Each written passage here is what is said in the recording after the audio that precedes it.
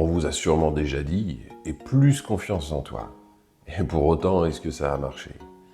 Ah non, c'est un conseil qui ne sert à rien puisque la confiance en soi, l'amour de soi, l'affirmation de soi, c'est pas quelque chose qui se décrète.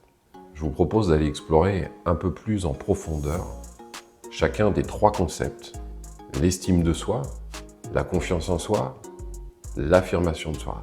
Ce sont trois choses différentes. L'estime de soi, les mots ne sont pas forcément très bien choisis.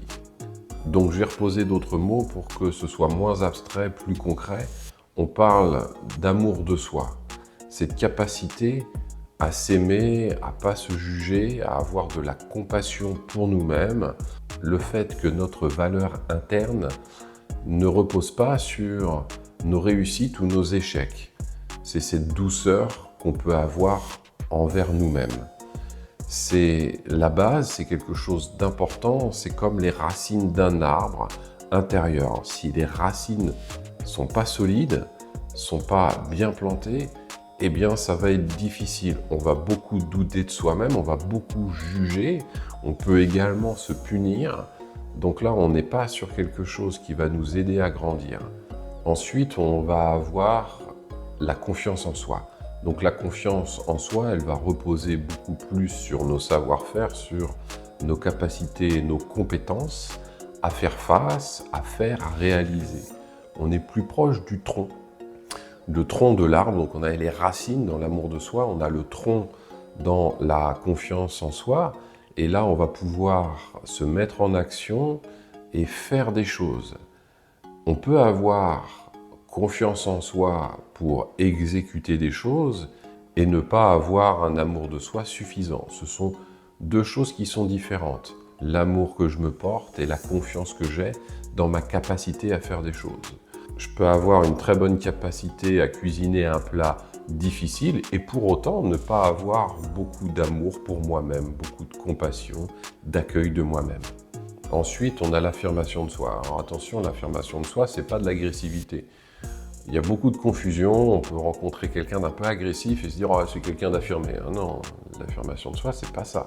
L'affirmation de soi, c'est savoir poser des limites, mais sans écraser l'autre. Si on commence à écraser l'autre, là, on est dans de l'agressivité. Être affirmé, c'est plutôt les branches de l'arbre. Donc en fait, ce sont des bras tendus vers le ciel qui sont dans un accueil de l'autre. On peut entendre sa vérité sans se plier. C'est-à-dire qu'on est affirmé, on est là, on est présent. On n'est pas en train d'essayer de dominer et on n'est pas nous-mêmes dominés par l'autre. On est d'égal à égal. Et là, on va être dans une posture d'affirmation à l'autre. On est là, on est ancré, on ne demande pas la permission d'exister. La conséquence, quand on manque d'amour de soi, c'est qu'on ne se sentira jamais assez. Même après une réussite, il y aura toujours ce vide intérieur qui va amener un mal-être dans la vie. Sans confiance, on peut savoir qu'on a de la valeur, mais finalement, on ne se met jamais en action. On ne réalise rien dans la matière. On n'ose rien faire.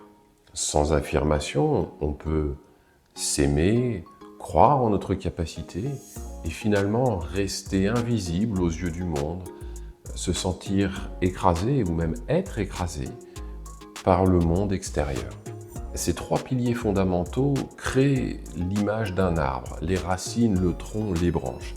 Si un de ces trois piliers manque, eh bien finalement, ça va créer un déséquilibre dans notre façon d'être au monde et ça va être difficile de trouver son authenticité, sa singularité.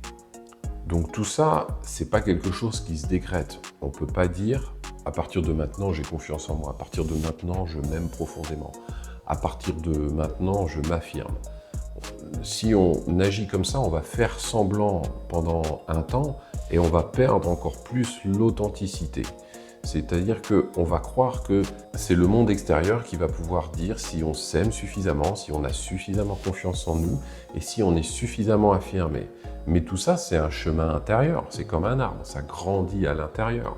C'est pas l'extérieur qui va dire si on est bien ou pas bien, parce qu'on peut faire semblant, mais ressentir un déséquilibre et un vide intérieur. Et ces trois piliers, ils peuvent grandir quand les conditions sont réunies.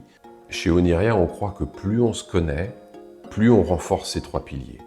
Si on apprend à accueillir son hypersensibilité, s'il y en a, eh bien ça va nous aider. Si on sait accueillir et comprendre nos archétypes, eh bien ça va nous aider. Si on comprend nos croyances, nos schémas intérieurs, eh bien également ça va nous aider à grandir. Si ça a résonné en vous, je vous invite à cliquer sur oniria.fr dans la description et puis aller découvrir tout cet univers.